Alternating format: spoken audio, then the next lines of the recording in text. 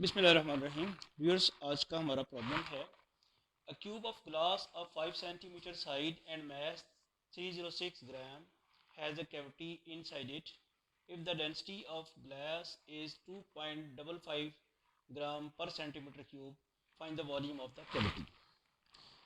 तो एक क्यूब है और क्यूब में कैविटी है। कैविटी से क्या मुराद है? एक सुराख। वो जो सुराख है, ये सॉलिड क्यूब है ग्लास का। वो जो सुराख है उसके हमने वॉल्यूम फाइंड करना है। तो पहले तो आप क्यूब देखें, क्यूब किस तरह बनेगा।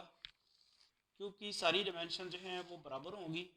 आप दो स्क्वेयर्स बना लें इस तरह से, और उसके बाद ये आप इन वर्टिसेस को मिलाएंगे तो ये क्यूब बन जाएगा। सबसे पहले अगर आप क्यूब का वॉल्यूम फाइंड करना चाहते हैं तो सबसे पहले मैं क्यूब का वॉल्यूम ही फाइंड करेंगे। क्यूब के वॉल्यूम के लिए साइड लेंथ एल दी हुई है कितनी? 5 सेंटीमीटर। और वॉल्यूम ऑफ क्यूब, इसे हम V1 कह देते हैं, वो एल क्यूब आएगा। वो आएगा 5 सेंटीमीटर क्यूब और वो बन जाएगा 125 सेंटीमीटर क्यूब। ये क्यूब का वॉल्यूम आ गया। इसके बाद और भी ज़रा गौर करें कि इसमें उसने एक कैविटी दी हुई है, एक सुराख है। अब हम ऐसे क्यूब का वॉल्यूम मालूम करते हैं जिसके अंदर सुराख मौजूद है। पहले मैंने क्या किया, मैंने कैविटी के बगैर वॉल्यूम फाइंड किया। यानी पहले मैंने एक वॉल्यूम, पूरे क्यूब का वॉल्यूम फाइंड कर लिया। मैकेनिज्म आपको समझा देता हूँ क्या करेंगे। हम करेंगे कि कैविटी का वॉल्यूम तो मालूम नहीं हो सकेगा क्योंकि कैविटी की डिमेंशन नहीं पता। हम वॉल्यूम मालूम करेंगे पूरे क्यूब का, फिर कैविटी वाले क्यूब का वॉल्यूम फाइंड करेंगे, फिर दोनों का डिफरेंस लेंगे तो क्या हो जाएगा? वॉल्यूम ऑफ कैविटी आ जाएगा। पहले पूरे क्यूब का वॉल्यूम मैंने मालूम कर लिया। अब मैं कैविटी वाले क्यूब का वॉल्यूम फाइंड करता हूँ जिसमें कैविटी मौजूद है। तो उसके लिए आपको रो दी है डेंसिटी। अच्छा, बाज़ बच्चे जो हैं पी और रो में लिखने में फ़र्क नहीं डालते। रो इस तरह करके आपने लिखनी होती है। डेंसिटी ऑफ ग्लास कितनी है? 2.55 ग्राम सेंटीमीटर पर क्यूब। ठीक है। और जो कैविटी वाला क्यूब है उसकी मैस कितनी है? 306 ग्राम। हमारे पास फार्मूला क्या था? Rho is equal to mass per unit volume. इसे V2 कह देते हैं। V2 क्या चीज़ है? Volume of the cube with cavity, where V2 is the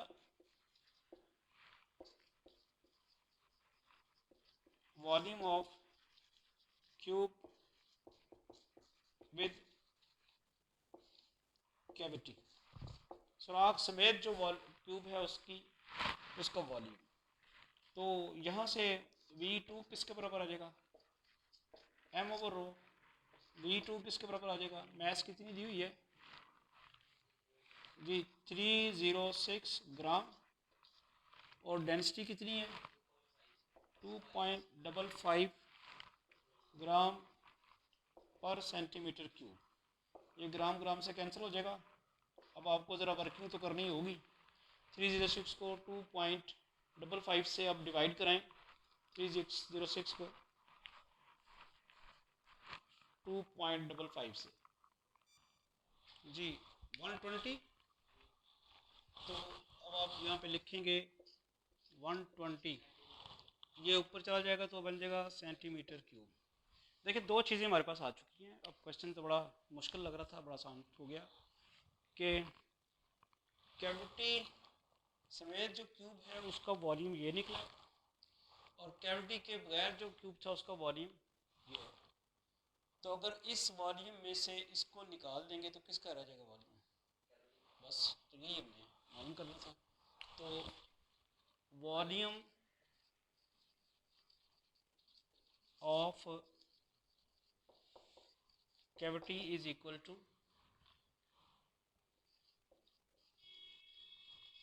volume of cube minus volume of cube with cavity। इस वॉल्यूम को अगर हम V कह दें तो ये है V1 माइनस V2, तो V हमारे पास फिर क्या आ गया, V1 किसके बराबर था जी, 125 सेंटीमीटर क्यूब, ये किसके बराबर है 125 सेंटीमीटर क्यूब, तो वॉल्यूम किसके बराबर आ गया 5, 125 माइनस 120, शाबाश 5 centimetre cube, this gives you the volume of the cavity.